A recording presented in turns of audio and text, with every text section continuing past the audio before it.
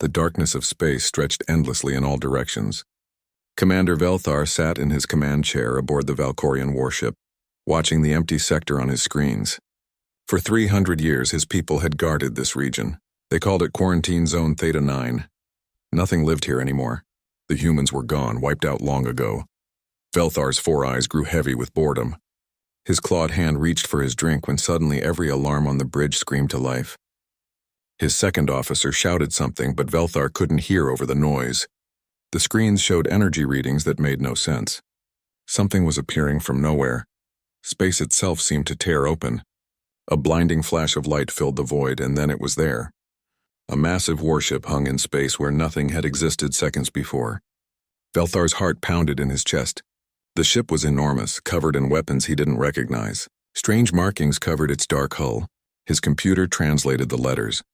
KDSS Tajin. Inside the human warship, Captain Han Ji-woo stood perfectly still on her bridge. Her dark eyes scanned the enemy ships surrounding her position. 12 Valkorian warships, each one built to destroy planets. Her crew waited for her orders, silent and ready.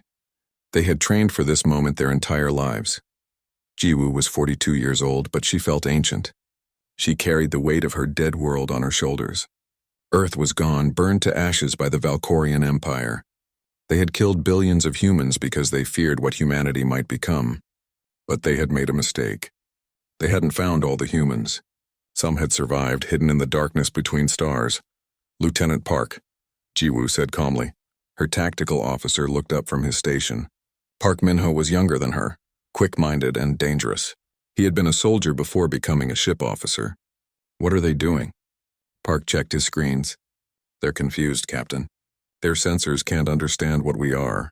They're scanning us, trying to figure out how we appeared. Dr. Yoon Seojin worked at her station near the back of the bridge. She was the smartest person Ji-woo had ever met. Yoon had invented the technology that let them appear from nowhere. She had also designed the weapons that would make the Empire regret ever attacking Earth. Yoon's hands moved across her controls, checking every system. All weapons are ready, Captain, Yoon reported. Her voice was soft, but Ji-woo heard the anger beneath it. Yoon had lost her entire family when Earth burned. She had spent 30 years building weapons to make the Empire pay. Young Ensign Choi Daeun sat at the communication station. She was only 25, the youngest senior officer on the ship.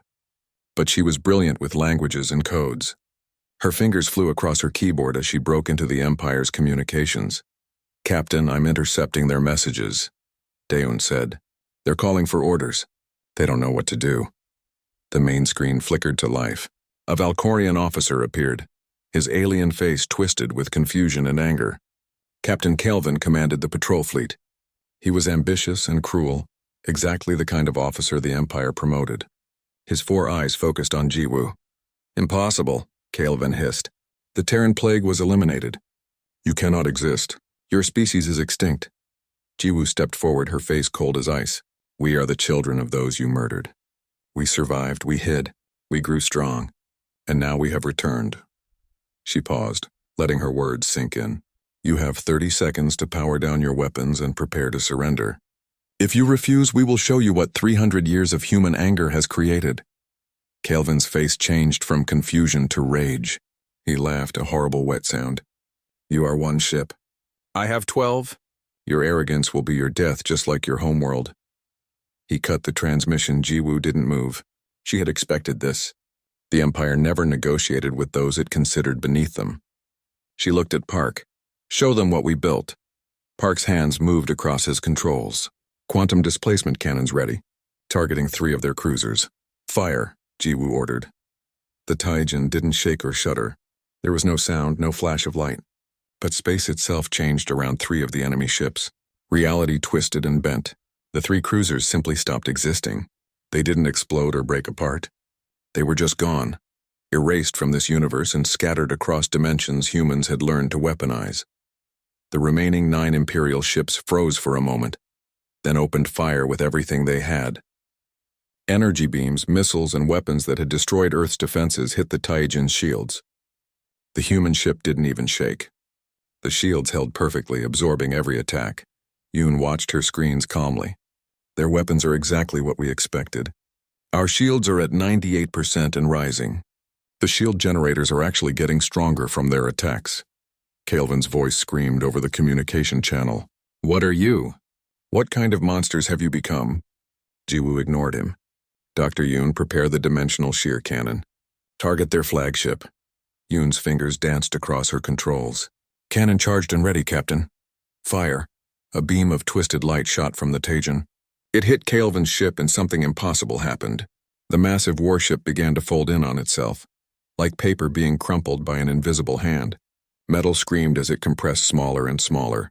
In seconds, the ship that had held 3,000 crew members became a tiny ball of crushed matter, then disappeared completely. The 8 remaining Imperial ships turned and ran. Their engines burned at maximum power as they fled into deep space. They carried with them a terrifying message. Humanity had returned, and it was no longer weak. Jiwoo watched them go. She felt no joy in the victory, only a cold satisfaction. This was just the beginning.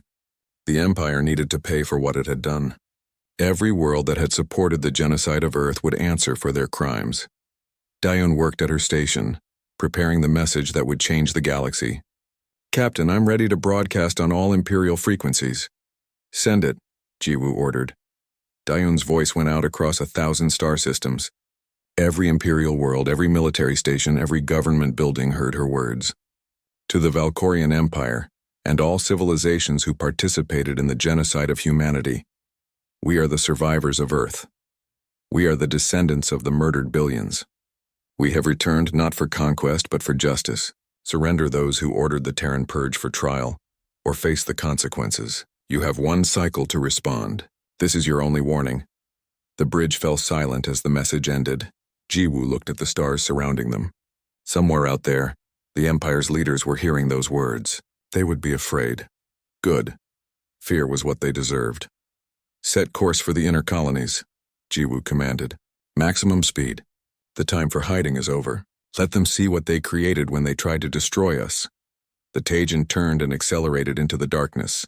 Behind it, the wreckage of the brief battle floated in space. The galaxy would never be the same. Humanity had returned, and it had brought weapons that rewrote the rules of war itself. The throne world of Valkoria Prime glowed like a jewel against the darkness of space. Inside the Imperial Palace, the Supreme Council gathered in emergency session. Empress Regent Zelmora sat on her ancient throne, her forearms gripping the armrests so hard her claws left marks in the metal. She had watched the battle recording 7 times now. Each viewing made her more afraid. How is this possible? High Admiral Torvin demanded. He was the Empire's greatest military commander, a veteran of 100 wars. We monitored that zone for 3 centuries. We detected nothing. No ships, no signals, no life. Where were they hiding? A science officer stepped forward nervously. Your Highness, we believe the humans used our own sensors against us. They built their colonies inside asteroids and dead planets. They covered everything with some kind of quantum shielding that made them invisible. To our equipment, they looked like empty space or natural rocks. Zelmora's secondary hands clenched into fists. They were there the entire time, watching us, learning from us, building weapons while we believed them extinct. She stood from her throne. Deploy the 3rd and 7th fleets. Prepare every Annihilator-class dreadnought we have. This time we will not fail. This time we will erase every trace of humanity from existence. Across the galaxy, on the free world of Helios, Ambassador Rindal watched the human broadcast for the 10th time. His 3 hearts beat faster with each viewing. His people, the Helians, had protested the Terran Purge 300 years ago. They had been too weak to stop it, but they had never forgotten the shame of watching billions die. Rindal's aide entered his office. Ambassador, we've received a response to our contact request. The humans are willing to talk. Minutes later, Captain Han Jiwoo's face appeared on Rindal's screen. She looked tired but alert, her eyes sharp and calculating. Rindal bowed his head respectfully. Captain Han, my people remember the Terran Purge as the galaxy's greatest crime. We were powerless to stop it then, but we want to help you now. We may be weak, but we stand with humanity. Jiwoo studied him for a long moment. What can you offer us, Ambassador? Information, Rindal said eagerly. We have spies in the Empire. We know their fleet movements, their supply routes, their defense systems. We can help you strike where they're vulnerable. We need more than information, Jiwoo replied. We need allies, real allies who will fight beside us, Rindal nodded. There are 17 civilizations who oppose the purge. Most are small, afraid to challenge the Empire openly. But if you can prove that humanity is strong enough to stand against the Empire, they will join you. Give them hope, Captain, and you will have an army. On the bridge of the Taejin, Lieutenant Commander Park Minho interrupted the conversation. Captain, I'm detecting massive Imperial fleet movements. This isn't a patrol. They're assembling an invasion force. Jiwoo's expression didn't change. Ambassador, send us everything you have on Imperial military positions. We'll be in touch. She ended the transmission and turned to her crew. How long until they reach us? Park checked his calculations. If they're gathering their full strength, 72 hours minimum. But Captain, even with our technology, we can't fight the entire Imperial Armada. The numbers are too great. Jiwoo smiled slightly, the first smile her crew had seen in weeks. Then it's time to show them we're not alone. She touched her communication controls. All ships, this is Captain Han Jiwoo. Transmit authentication code Omega-7. It's time to come home. She broadcast coordinates to all allied frequencies, then set course for the Castor Expanse. The Taejin led a small group of Helian ships toward a massive nebula. As they approached, Ensign Choi Daeun sent the authentication codes. The nebula began to change. What had looked like natural gas and dust peeled away like a curtain, revealing the truth beneath. The Helian captains gasped in shock at what they saw. Sanctuary Station hung in space, a fortress the size of a small moon. But that wasn't what made them stare in wonder. Orbiting the station were hundreds of human warships. The Taejin had never been alone. It had been the messenger, the first strike, the warning. Behind it stood the full strength of humanity's revenge. Admiral Kwon Jisoo waited for them in the station's command center. She was 70 years old, one of the last people who had actually seen Earth before it burned. She had been a child on one of the colony ships that escaped. Now she commanded the fleet that would make the Empire pay. Captain Han, Admiral Kwon said warmly, your mission succeeded beyond our hopes. The Empire knows we exist. Now we show them what we've built. Jiwoo looked at the fleet surrounding them. Battle cruisers, destroyers, carriers, and at the center, the massive dreadnought KDSS Seoul. Admiral, the Empire is gathering its full strength. They're coming to destroy us. Let them come, Kwon replied.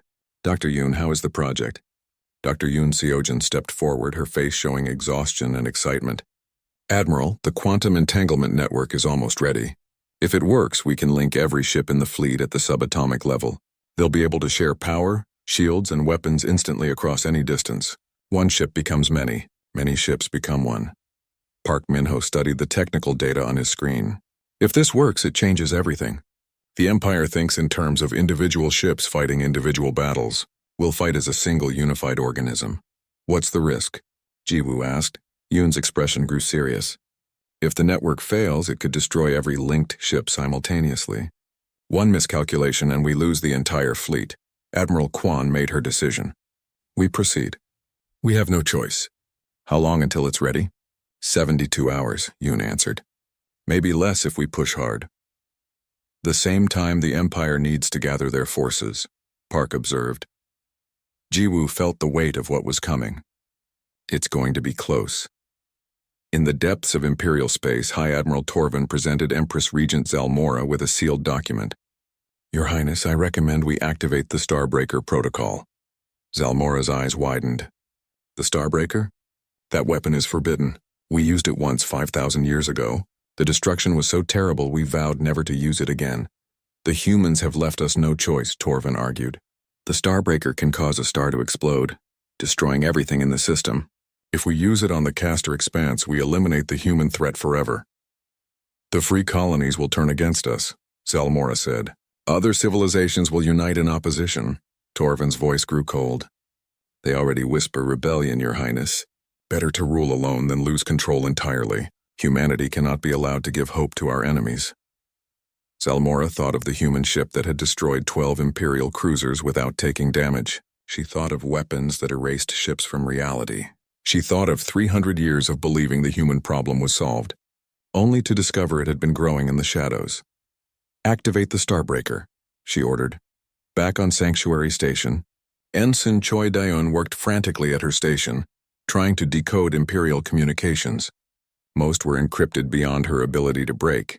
But she caught fragments, words that made her blood run cold. "Captain, I'm picking up something in the Imperial transmissions," Dayon reported. "I can't decode it all, but I keep seeing the same phrases. Final solution. Stellar ignition sequence. Complete eradication." Dr. Yoon's face went pale. Stellar ignition. They're going to destroy the star. They're going to cause a supernova. Captain Han Jiwoo felt ice in her veins. "We need to evacuate. Get everyone off this station now." Admiral Kwan shook her head. "If we abandon Sanctuary, we lose everything. The shipyards, the weapons factories, the research centers. It took us 3 centuries to build this. Without it, we're just refugees running through space again." Yoon spoke quietly. "There might be another way. The quantum entanglement network. If we modify it, we might be able to create a dimensional pocket, a parallel space where we can hide the entire station until the supernova passes." "Can it work?" Jiwoo demanded. "I don't know," Yoon admitted. "We've never tried it on something this large. But it's our only chance." Admiral Kwan looked at her fleet, then at the station that represented humanity's hope. "How long do we have?" Park Min-ho checked the Imperial fleet positions. Based on their movements, 72 hours until they're in position to deploy their weapon. "Then we have 72 hours to do the impossible," Kwan said. She turned to Jiwoo. "Captain, take the Taejin and every ship that's ready. Meet the Imperial fleet. Slow them down. Give us every second you can." Jiwoo saluted. "We'll buy you the time you need, Admiral. Whatever it costs." Captain Han Jiwoo stood on the bridge of the Taejin, looking at the 12 ships under her command. Ahead of them, spread across the starfield, was the Imperial Armada. Her sensors counted over 300 warships, each one designed to destroy worlds. The numbers were impossible. The mission was suicide, but it was necessary. "Lieutenant Park," Jiwoo said calmly. Analysis. Park Min-ho studied his tactical displays. His fingers moved across the controls as he calculated angles, weapons ranges, and survival odds. "Captain, even with our superior technology, we can't win this fight. They have too many ships, but we don't need to win. We just need to slow them down." Jiwoo nodded. "How do we make 300 ships afraid of 12? Park's eyes lit up with an idea. "The Nebula Corridor. It's between us and the Imperial fleet. Ionized gas clouds, radiation storms, sensor interference. We use it like ancient human naval commanders used fog and storms. Hit and run. Make them cautious. Make them question every decision. They'll chase us into the nebula," Jiwoo said. "Yes," Park agreed. "But in the nebula, their sensors don't work properly. Their superior numbers mean nothing if they can't see us. We turn their strength into a weakness." Jiwoo made her decision. "All ships follow the Taejin. We're entering the Nebula Corridor. Engage the enemy on my mark." The 12 human ships plunged into the swirling gas clouds. The nebula was beautiful and deadly, filled with colors humans had never seen before Earth burned. But Jiwoo had no time to appreciate beauty. She had a job to do. The Imperial fleet followed them in. High Admiral Torvin watched from his flagship, confident in his overwhelming numbers. His orders were simple. Destroy the humans, proceed to the Castor Expanse, deploy the Starbreaker, and eliminate the human threat forever. "All ships maintain formation," Torvin commanded. "Don't let them separate us." But the humans had other plans. The Taejin appeared from a gas cloud, fired its quantum cannons, and destroyed 2 Imperial cruisers before vanishing back into the nebula. The attack lasted 15 seconds. Torvin's face twisted with anger. "Find them! All ships spread out and search!" That was exactly what Jiwoo wanted. The Imperial fleet broke formation, ships scattering through the nebula to hunt the humans. Now they were vulnerable. Park's voice was calm and professional. "Captain, 3 Imperial destroyers at coordinates 472. They're separated from the main fleet." "Attack pattern Delta," Jiwoo ordered. The Taejin and 2 other human ships emerged from different directions, surrounding the Imperial destroyers. The battle was brief and brutal. Dimensional shear weapons tore the enemy ships apart. Then the humans vanished again before reinforcements could arrive. Hours passed. The pattern repeated again and again. The humans would strike from the nebula, destroy a few ships, then disappear. The Imperial fleet grew more and more cautious, slowing their advance to search for threats. But the cost was terrible for the humans too. The destroyer KDSS Busan took a lucky hit from an Imperial dreadnought. Its hull was breached, systems failing. Captain Song Hyerin ordered her crew to evacuate, but she stayed at her station. Captain Han, this is Hyerin. Song's voice came over the communications. My ship is dying, but I can still move. I'm going to make it count. Hyerin, no, Jiwoo said. Abandon ship. We'll pick you up. No time, Song replied. Her voice was calm, accepting. Tell my family I did my duty. Tell them Earth is avenged. She cut the transmission. The Busan, burning and broken, turned toward the nearest Imperial dreadnought. Its engines roared to life one last time. The crew of the Taejin watched in silence as the destroyer rammed the massive enemy ship at full speed. Both vessels exploded in a ball of fire that lit up the nebula. Jiwoo closed her eyes for a moment. Song Hyerin and her sacrifice bought them another hour. Every lost ship bought precious time.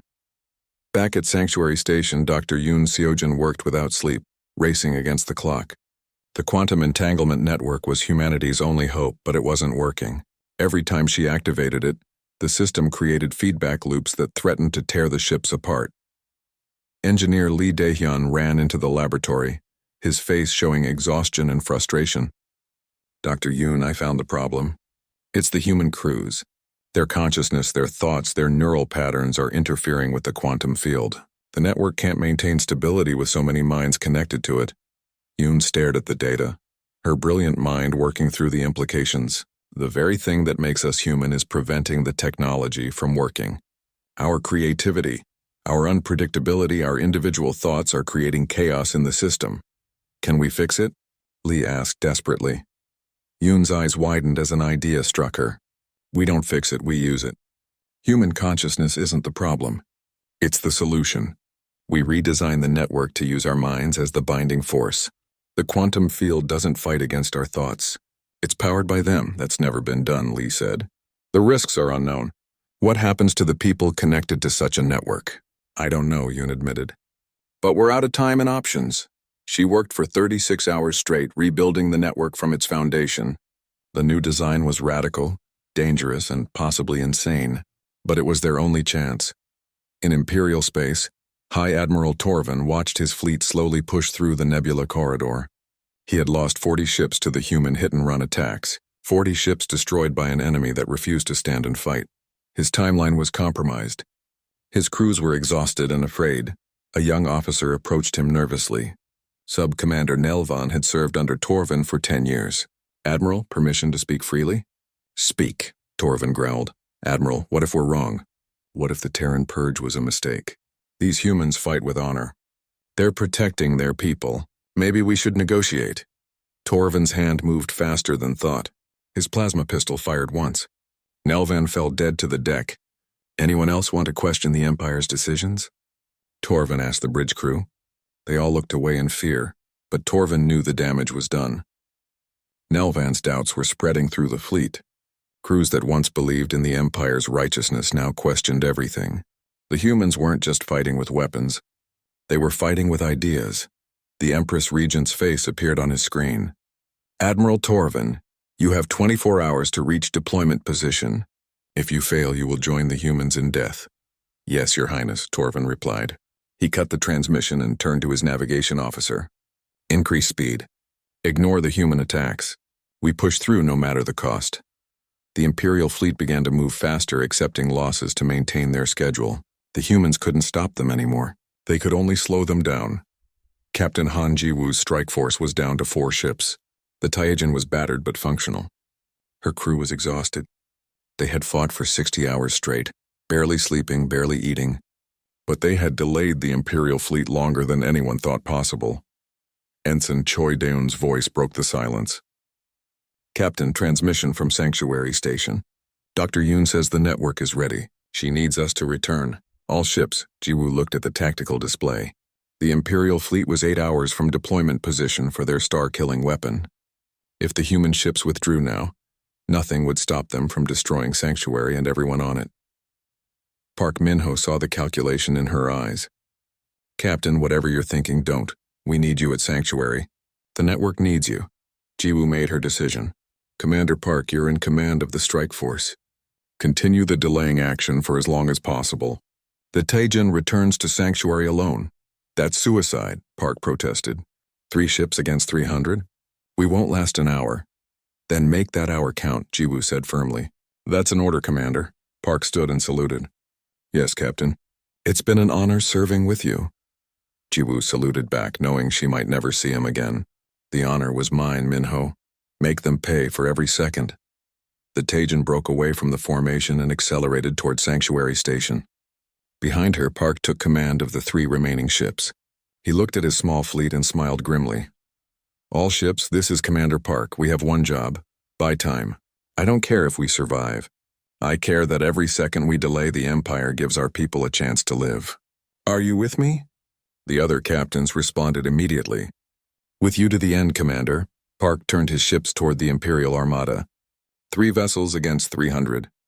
He thought of ancient human warriors who held mountain passes against impossible odds. He thought of soldiers who charged into certain death to save others. He thought of Captain Song Hyeran, who rammed her dying ship into an enemy dreadnought. All ships maximum speed, Park commanded. Let's show the Empire what 3 angry humans can do. The 3 human ships charged directly at the Imperial fleet, weapons blazing. They didn't run or hide anymore. They attacked head-on, accepting death to buy minutes for their people. High Admiral Torvin watched the human ships come at him in disbelief. They're insane. Focus all fire on those ships. Destroy them! The Imperial fleet opened fire with everything they had, but the 3 human ships kept coming, shields failing, hulls burning, but never stopping. They crashed into the Imperial formation like meteors, causing chaos and destruction. The Taijin docked with Sanctuary Station with just 4 hours remaining, before the Imperial fleet reached deployment position.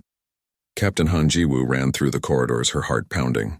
Every second mattered now. The fate of humanity hung by a thread. Dr. Yoon Seojin waited for her in the integration chamber. The room was massive, a perfect sphere filled with quantum processors that glowed with soft blue light. In the center floated a platform surrounded by neural interface equipment. Captain, we're ready, Yoon said. Her face showed exhaustion, but her eyes burned with determination. The quantum entanglement network is online, but it's unstable. We need someone to serve as the central consciousness, the anchor that holds everything together. Jiwoo looked at the equipment. What does that mean exactly? Yoon took a breath. The network will link you to every ship, every system, every crew member in the fleet. You'll feel what they feel, think what they think, see through their eyes. Your mind will expand to control hundreds of ships as if they were parts of your own body. And the risk? Jiwoo asked. The human brain wasn't designed for this, Yoon said quietly. The strain could kill you in minutes. Even if you survive, you might not be yourself anymore. The experience of being connected to so many minds at once could fundamentally change who you are. You might not come back. Jiwoo thought of Earth burning. She thought of the billions who died screaming. She thought of Commander Park and his 3 ships buying time with their lives. She thought of Captain Song Hyeran ramming her destroyer into an enemy dreadnought. If I have to become something more than human to save humanity, that's a price I'll pay, Jiwoo said. She stepped toward the platform. How long can I maintain the connection? We don't know, Yoon admitted. Admiral Kwan volunteered first, but simulations showed the strain would kill her in minutes. You're younger, stronger. You might last an hour, maybe more.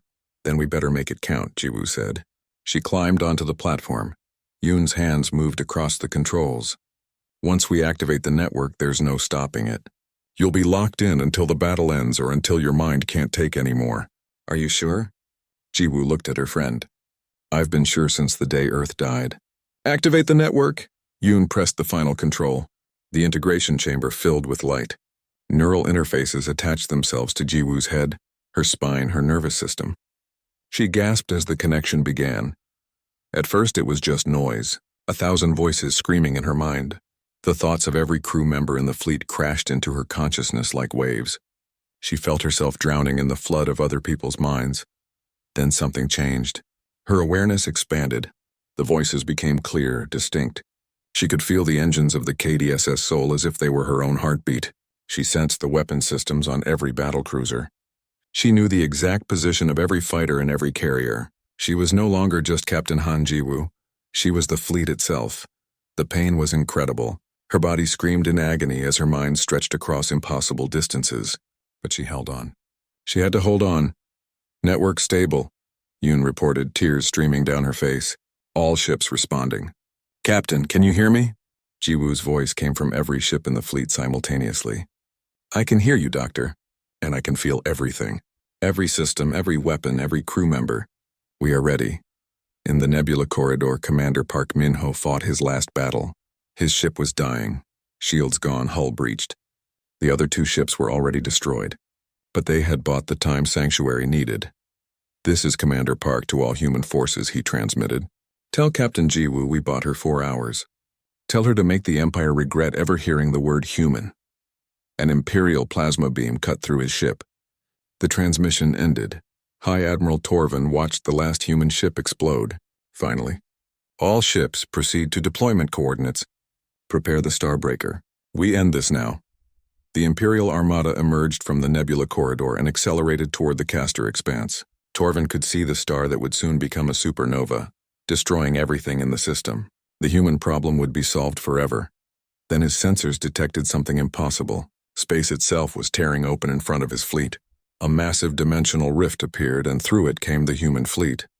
Not scattered and disorganized, but in perfect formation. Hundreds of ships moving as one organism. All vessels, battle formation. Torvin screamed. Protect the Starbreaker at all costs. But the human fleet moved with precision that shouldn't be possible. Every ship turned at exactly the same moment. Every weapon fired in perfect synchronization. They didn't fight like individual vessels commanded by different captains. They fought like a single living creature with hundreds of bodies. Jiwoo fleet, as she now was, studied the enemy formation. She saw through 1,000 eyes. She calculated with 100 tactical computers. She felt the fear in the Imperial crews through their communication signals. She was no longer one person. She was humanity's collective will made real. For Earth, she said through every ship. For the murdered billions. For the future they tried to erase. This ends now. The battle began. The quantum entanglement network made the human ships share everything. When Imperial fire hit one ship's shields, the energy was distributed across the entire fleet. To damage one human ship, the Empire had to damage all of them simultaneously. Human weapons struck with impossible accuracy. Jiwoo could see every enemy ship's position, predict every movement, coordinate every attack. The Imperial fleet's superior numbers meant nothing against an enemy that fought with perfect unity. But Jiwoo felt the strain. Controlling hundreds of ships was burning out her mind. She could feel herself fragmenting, pieces of her consciousness scattering across the fleet. She held on through sheer willpower, but she knew she was dying. The Starbreaker was charging in the center of the Imperial formation, protected by 100 warships. Jiwoo could see the device, feel its terrible power building. In 2 minutes, it would activate. The Castor Star would explode, destroying Sanctuary Station and everyone on it. She made her decision. Every weapon, every ounce of power in the human fleet, she focused on a single point. Not the Imperial ships, the Starbreaker itself. All power to weapons, Jiwoo commanded herself. Everything we have. One shot. Energy drained from shields, from engines, from life support systems. Every human ship channeled its power into their quantum weapons. The space around the fleet began to distort. Torvin saw what was happening. "Stop them. All ships, maximum fire. They're targeting the Starbreaker." The Imperial fleet fired everything at the human ships. Without shields, the human vessels began to die. Hull after hull was breached. Crews died by the thousands. But they held their formation, maintaining the weapon charge. Jiwoo felt every death. Every crew member who died was part of her, and she felt their lives end. The pain was beyond description, but she didn't stop. "Fire," she whispered through 1,000 dying ships. Every quantum weapon in the human fleet fired at once. Dimensional shear cannons, reality displacement beams, quantum disruption missiles, all focused on the Starbreaker. Space itself screamed and tore. A wormhole opened, stable and terrible. The Starbreaker and the 100 ships protecting it were pulled into the rift. They vanished, scattered across parallel dimensions, lost in the infinite possibilities between realities. The wormhole collapsed. The Starbreaker was gone. The threat to Sanctuary was eliminated, but the cost was terrible. Half the human fleet was destroyed, thousands of crew members dead, and Jiwoo herself was dying. The quantum network began to destabilize. Dr. Yoon Seojin worked frantically at her controls. "Emergency shutdown!" "We're losing her." Admiral Kwon Jisu's voice cut through the chaos. "Pull her out." "Shut it down now." Jiwoo's consciousness began to fragment back into individuality. The feeling of being hundreds of ships faded. The connection to thousands of minds broke. She was alone in her own head again, and the isolation was crushing. She opened her eyes in the integration chamber. Her body felt wrong, too small, too limited. She had been vast, infinite, and now she was trapped in a single fragile form. Did we win? She whispered. Yoon's tear-stained face appeared above her. Yes, Captain. The Starbreaker is destroyed. The Imperial fleet is retreating. Jiwoo tried to stand but couldn't. Her body wouldn't obey her commands. Being one person again felt like being crippled. The crew. How many did we lose? 6,000 dead, Admiral Kwon said softly. Half the fleet destroyed. But Sanctuary survives. Humanity survives. Because of you, Jiwoo closed her eyes. She could still feel echoes of the connection. Ghosts of the minds she had touched. She knew she would never be the same. The experience of being a fleet had changed her forever. Captain Han Jiwoo spent 2 weeks in the medical bay, recovering from the quantum network connection. Her body healed quickly, but her mind was different now. She still felt echoes of the thousands of crew members she had been connected to. Sometimes she would reach for controls that weren't there, trying to operate ships that her body couldn't touch anymore. The isolation of being a single person again was almost unbearable. Dr. Yoon Seojin visited her every day, checking her neural patterns and brain activity. The scans showed changes that worried Yoon. Jiwoo's brain had been permanently altered by the experience. She could still sense the quantum network even when it was offline. She felt connections to people and machines that shouldn't be possible. Will I ever be normal again? Jiwoo asked one day. Yoon considered the question carefully. Normal is relative, Captain. You experience something no human has ever experienced before. You are hundreds of ships, thousands of minds all at once. That changes a person. But different doesn't mean broken. On the 15th day, Admiral Kwon Jisoo entered the medical bay with news. Captain, you need to see this. She activated a wall screen showing news broadcasts from across the galaxy. The Imperial retreat had shocked everyone. 36 civilizations that had feared the Empire for millennia were suddenly finding their courage. Protests erupted on Imperial worlds. The free colonies were openly discussing rebellion. And 17 governments had sent diplomatic requests to Sanctuary Station, asking to meet with humanity. The galaxy is changing, Kwon said. The Empire's grip is breaking. But they want to meet you, Captain. They want to meet the human who became a fleet and defeated the Empire's greatest weapon. Jiwoo watched the broadcasts in silence. Ambassador Rindal of Helios appeared on screen, speaking to a galactic assembly. Humanity has proven that the Empire is not invincible. They have shown that courage and innovation can defeat tyranny. The free colonies stand with humanity. Who else will join us? One by one, representatives from different civilizations stood. The Korathi, the Seln, the Vrax, the Tellurians, 17 civilizations pledging support to humanity. The alliance that would challenge the Empire was forming. They want me to speak to the Galactic Senate, Jiwoo said quietly. Kwon nodded. You're a symbol now, Captain. You represent humanity's strength and our willingness to sacrifice for others. Your story is spreading across 1,000 worlds. People who have lived under the Empire's boot for centuries are finding hope because of what you did. Jiwoo looked at her hands that had controlled hundreds of ships, hands that had killed thousands of enemy soldiers, hands that had saved humanity. I'm a soldier, not a diplomat. You're the woman who became a fleet to save her people, Kwon replied. That makes you exactly what the galaxy needs right now. 6 months passed. Earth's restoration began. The homeworld was scarred, its cities in ruins, its oceans poisoned. But life was returning. Human colonists from Sanctuary and other hidden settlements came home. They planted the first gardens in soil that had been dead for 3 centuries. They rebuilt the first cities. Earth would live again. Captain Han Jiwoo stood on the observation deck of the KDSS Seoul, now the flagship of the Human Helian Alliance fleet. The massive dreadnought had become the mobile headquarters of the growing alliance. Ships from a dozen different species flew in formation with human vessels. The galaxy was learning to see humanity not as victims or threats but as allies. Lieutenant Commander Park Min-ho entered the observation deck. He had survived his last battle, his ship destroyed but his escape pod recovered by Helian rescuers. Now he served as Jiwoo's chief of staff. Captain, the council is ready for you, Park said. They're voting on the proposal to make you the first human ambassador to the Galactic Senate. Jiwoo shook her head. I don't want politics, Min-ho. I'm a military officer. I understand weapons and tactics, not diplomacy. Park moved to stand beside her at the window. You're the woman who sacrificed her own identity to save humanity. You became something more than human to protect what makes us human. If that doesn't qualify you to represent us, nothing does. Through the viewport, Jiwoo could see Earth in the distance. The blue and green planet was still wounded but healing. She thought about the billions who had died there. She thought about Commander Park's sacrifice in the Nebula Corridor. She thought about Captain Song Hyeon ramming her ship into an enemy dreadnought.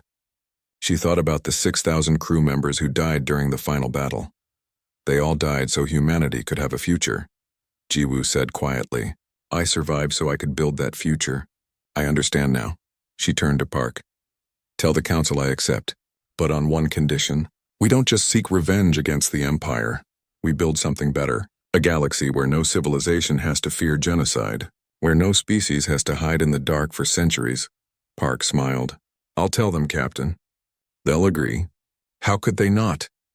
The Galactic Senate convened on the neutral world of Axis Prime. Representatives from hundreds of civilizations gathered in the ancient chamber. For the first time in 3 centuries, a human would address the Senate. Captain Han Jiwoo walked into the chamber wearing a simple military uniform. She carried no weapons, no bodyguards, just herself and the weight of her experience. The Senate fell silent as she approached the speaker's platform. The Valkorian representative, a minor noble named Korval, stood immediately. This is an outrage. The Terrans are a destroyed species. They have no right to address this body. Jiwoo looked at him calmly. 300 years ago, your empire tried to erase us. You burned our world. You murdered our people. You believed you had succeeded. She paused, letting her words echo through the chamber. You were wrong. She touched a control, and holographic images filled the Senate chamber. Images of Sanctuary Station. Images of the human fleet. Images of the battle where one species defeated the Empire's greatest weapon. We survived because we are human. Jiwoo continued. We are stubborn. We are creative. We refuse to die quietly. The Empire feared what we might become, so they tried to destroy us. Instead, they created exactly what they feared most. They gave us 3 centuries to grow, to learn, to prepare. Korval's voice shook with rage. You speak of your survival as if it's noble. You're nothing but cockroaches that refuse to be exterminated. Jiwoo's expression didn't change. Yes, we are exactly that. We survived in the dark places. We built our strength in silence. And when the time came, we returned to the light. Call us cockroaches if it makes you feel better. But remember this. Every species in this chamber now knows that the mighty Valkorian Empire can be defeated. How many others will find their courage because we found ours? Murmurs spread through the Senate. Representatives from oppressed species looked at each other with new hope. The Valkorian delegation shifted uncomfortably. Ensign Choi Daeun, now serving as Jiwoo's diplomatic aide, stepped forward with a data pad. Captain, the vote is ready. Jiwoo addressed the Senate one final time. I'm not here to seek revenge. I'm here to build a future, a galaxy where species work together instead of conquering each other, where differences make us stronger instead of giving us reasons to fight. The Empire tried to teach the galaxy that humans were too dangerous to exist. Let me teach you something different. Let me show you that humans are too valuable to lose, the vote was called. One by one, representatives stood to show their support. The Helians stood first, followed by the free colonies. Then the Karathi, the Seln, the Vrax. Species that had never agreed on anything found unity in supporting humanity. The final count was overwhelming. Humanity was granted full membership in the Galactic Senate. The vote also passed to investigate the Terran Purge as a war crime. The Empire's leaders would face justice. Korval stood in fury. The Empire will never accept this. We will not be judged by inferior species. Then the Empire will fall, Ambassador Rindal said calmly. The choice is yours. Change or perish. Humanity has shown us that even the impossible can be achieved through courage and determination. 6 months later, the first trials began. Empress Regent Zalamora and High Admiral Torvin faced a galactic tribunal. Evidence of the Terran Purge was presented. 300 years of attempted genocide laid bare for all to see. Jiwoo attended the trials but didn't speak. She had said everything she needed to say. Now it was time for justice to take its course. The Empire didn't fall overnight, but its power declined rapidly as species after species broke away to join the new alliance. The galaxy was reshaping itself. building something better from the ashes of the old order. 1 year after the battle at Sanctuary Station, Captain Han Jiwoo stood on Earth's surface for the first time in her life. Her ancestors had fled this world as it burned. Now she walked on soil that was healing, breathed air that was slowly being cleaned. Dr. Yoon Seojin stood beside her, looking at the sunrise. "We did it, Captain. We brought humanity home." Jiwoo felt the echoes of the quantum network still resonating in her mind. She would never be fully alone again. Never be just one person. The experience had changed her forever. But as she watched Earth's sun rise over a world that refused to die, she understood that some changes were worth the price. "We're not just survivors anymore," Jiwoo said. "We're builders. We're leaders. We're the proof that hope can survive anything."